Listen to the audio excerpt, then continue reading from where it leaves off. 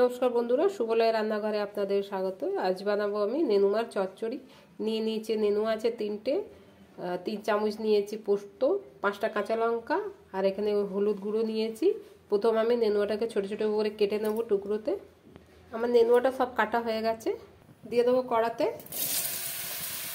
দেবো হলুদ গুঁড়ো, দিয়ে দেবো পোস্ত বাটা, দিয়ে দেবো চেরা কাঁচা লঙ্কা, দেবো সর্ষের তেল, অল্প স্বাদ মতো লবণ, ভালো করে একটু নাড়িয়ে নেব। ঢাকনা বন্ধ করে আমি সেদ্ধ হতে দেব। নেনুটা সেদ্ধ হয়ে এসছে, কিন্তু জল আছে এতে, পুরো শুকিয়ে গেলে আমি নামিয়ে নেব। আমার নেনুয়া চচ্চড়িটা হয়ে গেছে বন্ধুরা, আমি নামিয়ে নিচ্ছি অন্য একটা পাত্রে।